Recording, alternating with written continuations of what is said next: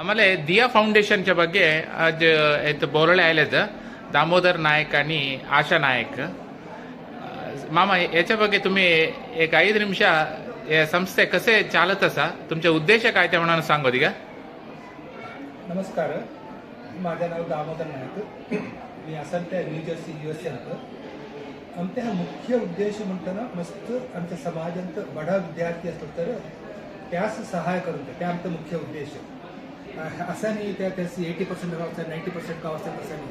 बडा विद्यार्थी म्हणताना त्यांची घरची परिस्थिती तशी असा त्यामित्ताने त्यास हाई पर्सेंटेज काढून तर भारी बंद असा. त्यामित्ताने मेन फोकस तसाल असं घरा संपादन होणीचं अम्मा बाबा कोली काम करतं नाहीतर घरा संपादन करतरी कोणतरी नाहीसं तसाच आम्ही करून त्या एक करूनच आमचे करता 5 वर्षात आता कार्यक्रम करता असं आमचे बदल योजनेपूर असं आहे आमचं. त्यात आत्ता मस्त बोलायला म्हणणे आत्ता एक म्हणताना आम्ही काय करता तुम्ही बदल एक प्रोग्राम ऐकायला असतात आणि बदल नमनीची स्कॉलरशिप पुरा असतं कंपनीची बदल संघ संस्थेची पुरा त्या डिटेल्स काढून आले का ग्रुपात करता एक ॲडमिन ओनली ग्रुप केलं आहे DGF स्कॉलरशिप म्हणून त्यात करता आम्ही.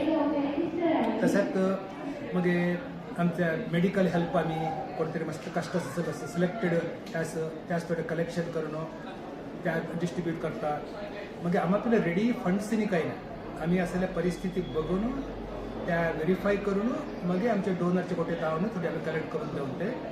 तसंच आमच्या फाउंडेशन मणिपालात रजिस्टर केलं आहे त्यांचं ट्रस्टीज पुरा इंडियात तसं. आता मी आशा नायक ती थोड्या प्रोग्रामच्या आमच्या बघे बोलायला देते.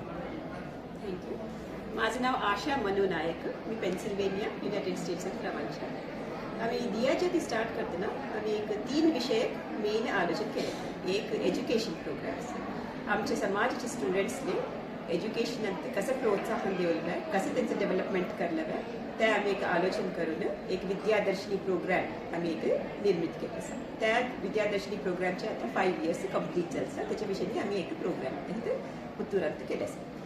सेकंड आम्ही काय वजलं असं म्हटलं होतं ना medical help medical support help करून आम्ही दिया ज्योतीचं फाउंडेशन सुरू केलं. ते काय म्हणतं ना आता आमच्या समाजात थोडे बडवा असलेल्या थोडं हेल्थ कंडिशन सिच्युएशन समान आहे असताना कॅन्सर ॲक्सिडेंट होऊन हात गेला आहे तसं असलेल्या परिस्थितीत त्यांनी कधीतरी व्हॉट्सॲप ग्रुपात आम्हाला त्या विषय काढले तर आम्ही अख्खे ते US आणि मोठीवरती करून डोनर्सनी डोनेशन्स घेऊन त्या पुरा आयले एव्हरी पेनी एव्हरी पैसा आम्ही जमा करून ते कोण इम्पॅक्ट चालचा त्यांनी आम्ही पाविता तसं त्या एक प्रोग्राम. मग तिसरा प्रोग्राम एक employment support program. Employment support म्हटलं काम असेल काहीतरी एक इंटरव्ह्यू प्रिपरेशन होते रेझ्युमे रायटिंग होते हे पुरा विविध प्रकारांते आम्ही त्यांनी एम्प्लॉयमेंटले रेडीनेस करून रेडी केलं.